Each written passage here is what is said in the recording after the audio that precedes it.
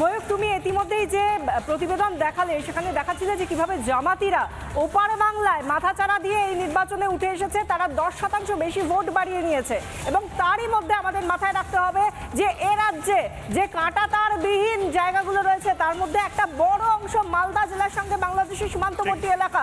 মালদা জেলার এই মুহূর্তে বড় ব্রেকিং নিউজ, মালদা জেলার 172 কিলোমিটার ভারত বাংলাদেশ সীমান্তের মধ্যে এখনো পর্যন্ত কোনো কাঁটাতার নেই। 38 কিলোমিটার এলাকায় কোনো কাঁটাতার নেই, যেখানে কেন্দ্রীয় সরকার কাঁটাতার বসানোর জন্য রাজ্য সরকারের কাছে জমি চাইলেই রাজ্য সরকারের উদাসীনতার ফলে এখনো পর্যন্ত পুরোপুরি সম্পূর্ণভাবে জমি অধিগ্রহণের কাজ হয়নি।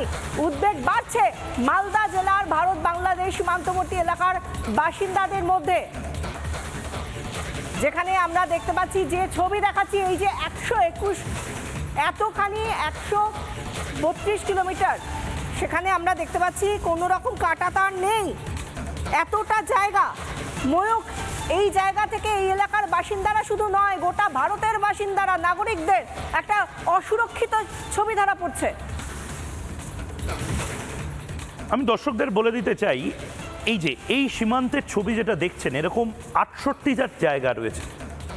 অনেকে বলেন না যে অনুপ্রবেশকারী বা জামাতিরা কি করে ঢুকে পড়েন, এই হচ্ছে অবস্থা। মমতা বন্দ্যোপাধ্যায় সীমান্তের জমি দিচ্ছেন না। মমতা বন্দ্যোপাধ্যায় মানে এই যে জায়গাটা, এখানে কাঁটাতার দেওয়াই যায়। আমাদের বাংলায় এরকম বহু জায়গা রয়েছে। এবার ভাবুন তো, ওপার থেকে কোনো জামাতি, আজমাল কাসাবের মতন কোনো সন্ত্রাসবাদী, তারা যদি গ্রামবাসী সেজে এপারে বাংলা বলতে বলতে চলে আসে, যদি আমাদের মতনই পোশাক পরে এই ধান ক্ষেত দিয়ে এপারে চলে আসে। এপারটা কি? এটা পান্নাপুর বর্ডার, এটা মালদা, মুর্শিদাবাদ, উত্তর 24 পরগনা, দক্ষিণ 24 পরগনা, বিভিন্ন জায়গাতে এভাবে জামাতিরা আমাদের নির্বাচনকে প্রভাবিত করতে পারে।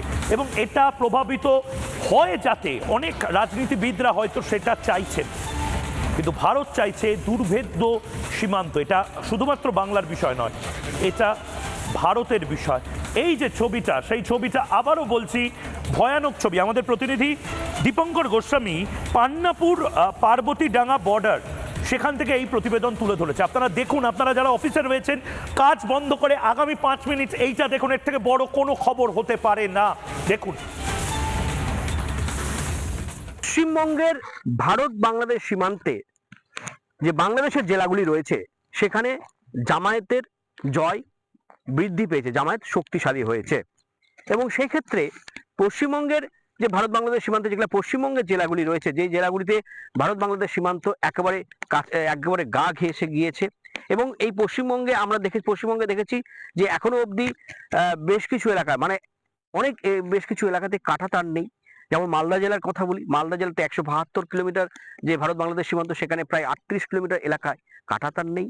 এবং সেই ক্ষেত্রে একটা রীতিমতো একটা চিন্তার মধ্যে দেখা দিয়েছে যে এখানে এই যে জমি, চারধারে জমি রয়েছে এবং এই জমির পাশেও কিন্তু কিছুটা হলেও যে জলও আছে। কারণ এখানে এই যে জায়গাটা, যেখানে ইতিমধ্যে এখন যেহেতু জল কম, সেহেতু এখানে এখন যেহেতু জল কম, সেহেতু বর্ষা, এই এলাকাতে এখন যেমন চাষবাস হচ্ছে, ঠিক এক সময় বর্ষার সময় এই এলাকাতে আমার ক্যামেরা পার্সন দেখাচ্ছে যে এই এলাকাতে পুরো এলাকাটা পুরো জলমগ্ন হয়েছে। কিছুদিন আগে যে এই যে বাংলাদেশে অনুপ্রবেশকারী যারা এই ভারতে ঢুকেছিল, এই পথ দিয়ে, যে পদে আমি হেঁটে হেঁটে যাচ্ছি, সেই জায়গা দিয়ে কিন্তু ঢুকেছিল। মাঝে মধ্যেই অনুপ্রবেশকারীরা বাংলাদেশ থেকে অবৈধভাবে তারা ভারতে প্রবেশ করে, কিন্তু সেক্ষেত্রে বিএসএফ তৎপর, বিএসএফ এর হাতে তাদের হাতে ধরাও পড়ে যায়। মানুষের বক্তব্য যে এখানে অবিলম্বে কাঁটাতার বেড়া যাতে সম্পূর্ণ হয়। রাজ্য সরকার তাদের কাছ থেকে এখনো জমি অধিগ্রহণ করেনি, কিন্তু জমি অধিগ্রহণের জন্য তারা দিতে প্রস্তুত, যে তারা দেশের সুরক্ষার ক্ষেত্রে তারা জমি দিবে।